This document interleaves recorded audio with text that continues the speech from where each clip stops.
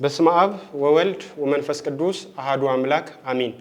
የ2018 ዓመተ ምህረት በሐዋሳ ደብረ ምጥማቅ መድኃኔዓለም ቤተክርስቲያን ለሁለተኛ ዙር በተዘጋጀው የአእላፋት ዝማሬ ዙሪያ የተሰጠ የመጨረሻ መግለጫ።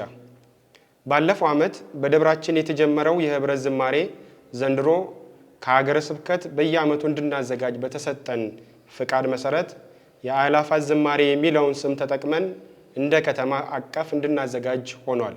ከኢትዮጵያዊ ጃንደረባ ትውልድ በአእላፋት ዝማሬ አዘገጃጀት ዙሪያ ላይ ውይይት አድርገናል።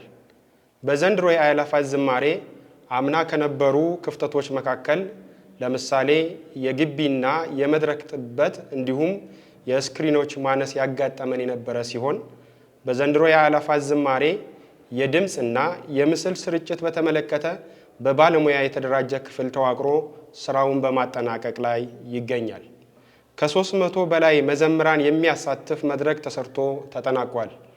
የዝማሬ ዝግጅት በተመለከተ የሲዳምኛ መዝሙራትን ጨምሮ 34 መዝሙራት እየተጠኑ ሲሆን ሁላችሁም ዝማሬውን እንድታጠኑ ቀደም ብሎ በደብሩ ሚዲያ የቴሌግራም፣ ቲክቶክ፣ ፌስቡክ ሲለቀቅ ቆይቷል።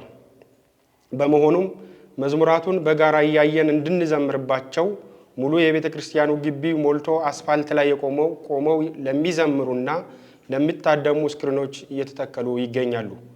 የምዕመናኑን ተሽከርካሪዎች ለማስተባበር ደህንነታቸውን ለመጠበቅ ከ200 በላይ ኦርቶዶክሳውያን ወጣቶች ከከተማው ጸጥታ ክፍል ጋራ በጋራ እያስተባበሩ የሚሰሩ ይሆናል። በስተመጨረሻም የምናስተላልፈው መልእክት አንደኛ አለባበስን በተመለከተ ሁሉም የመርሃ ግብሩ ታዳሚ ኦርቶዶክሳዊ አለባበስ ለብሶ መገኘትና መታደም አለበት። ሁለተኛ ጧፍ መግዛትና ማብራትን በተመለከተ በደብሩ ለዚህ ዓላማ የተዘጋጀ ጧፍ በመኖሩ ለጧፍ ሽያጭ ታስበው ከተዘጋጁ ድንኳኖች ብቻ 5 እና ከዛ በላይ ጧፎችን በመግዛት 2ቱን እንድታበሩ ቀሪውን ለደብሩ አገልግሎት እንዲውል በስጦታነት እንድትሰጡ እንጠይቃለን። ሶስተኛ የልደት መባ ወይም ስጦታን በተመለከተ በተዘጋጁ ድንኳኖች ጧፍ፣ ዘቢብ፣ ዕጣን እና ሌሎች መባዎችን በራስ ተነሳሽነት እንድትለግሱ እናሳስባለን። አራተኛ ፕሮግራሙን በተመለከተ መርሃ ግብሩ የሀገረ ስብከቱ ዋና ስራ አስኪያጅ እንዲሁም የወረዳ ቤተ ክህነቱ ስራ አስኪያጅ በተገኙበት ከቀኑ 9 ሰዓት በአባቶች ጸሎት ወይም መሐረና አብ ይጀመራል። ከአባቶች ጸሎት በኋላ የመጀመሪያው ዙር 15 ዝማሬዎች ይቀርባሉ። በመቀጠልም ለእረፍት የሚሆን መሸጋገሪያ ተደርጎ ቀሪው ዝማሬ ጧፍ በማብራት እንዘምራለን።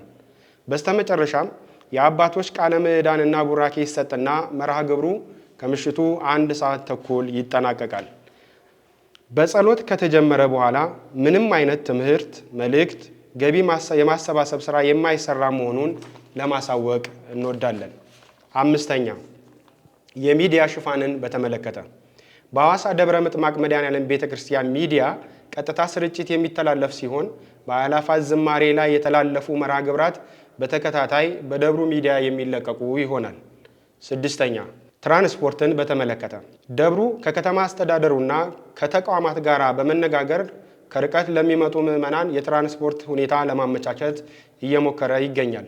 በዚህ አጋጣሚ ፕሮግራሙ መጨረሻ ላይ የህዝብ ትራንስፖርት የምትሰጡ ታክሲዎችና ሚኒባሶች መነሻችሁን ደብረ ምጥማቅ መድኃኔዓለም ቤተክርስቲያን በማድረግ መዳረሻችሁን ዳቶ፣ ጨፌ፣ ጥቁር ውሃ፣ ሎቄ፣ ባለወልድ፣ አዲሱ ሚካኤል እና አዲሱ መናሪያ በማድረግ የትራንስፖርት አገልግሎት እንድትሰጡልን በትህትና እንጠይቃለን። ወስብሐት ለእግዚአብሔር።